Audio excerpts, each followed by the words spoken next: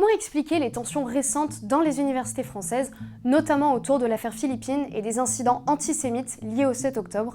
On décrypte ça ensemble.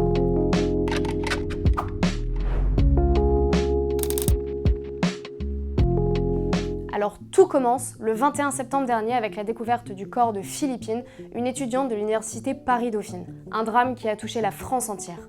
Un hommage a été organisé le 23 septembre avec une minute de silence, des discours solennels, mais l'unité des étudiants ne durera pas plus longtemps. Le lendemain, tout bascule. Le 24 septembre, les médias révèlent que le suspect est un Marocain sous le coup d'une obligation de quitter le territoire français ou OQTF.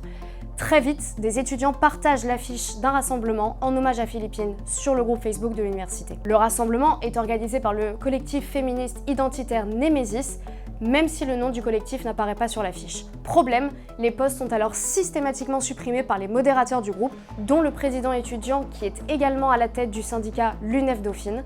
Selon lui, partager un événement lié à un collectif d'extrême droite enfreint la charte du groupe. Les tensions s'accentuent quand un syndicat étudiant Esprit Dauphine, a priori apolitique, publie sur Instagram un post justifiant la censure, le jour de l'anniversaire de Philippine, affirmant qu'il faut lutter contre l'extrême droite par le débat, plutôt que par la censure. Une réunion a ensuite été organisée pour essayer de définir de nouvelles règles de modération sur ces posts, mais aucun accord n'a pu être trouvé. Certains étudiants craignent que Dauphine suive le chemin de Sciences Po, réputé pour sa censure assumée. Ce n'est pas uniquement à Dauphine que la situation dégénère. À Sciences Po, des affiches en hommage à Philippine sont arrachées. Les mêmes scènes se sont répétées à Lyon, à Grenoble et même à l'université de la Cato de Lille. Les tensions sont palpables dans toute la France. Comme si cela ne suffisait pas, un autre incident survient le 7 octobre à Dauphine, jour de commémoration des attentats du groupe terroriste du Hamas. Les photos de profil de 18 étudiants juifs sur le portail de l'université ont été remplacées par un drapeau palestinien avec écrit le slogan Free Palestine. L'administration réagit rapidement en bloquant l'accès à la plateforme et en saisissant la justice. À Sciences Po, le nouveau directeur Louis Vassy a également saisi la justice au titre de l'article 40 du Code de procédure pénale après des manifestations anti-Israël dans l'école. Le 3 octobre, des slogans tels que « Israël assassin »,« Sciences Po complice » ont retenti dans le hall de l'établissement pendant la célébration de l'Africa Day. Un des collaborateurs de la députée européenne Rima Hassan est notamment visé dans cette affaire.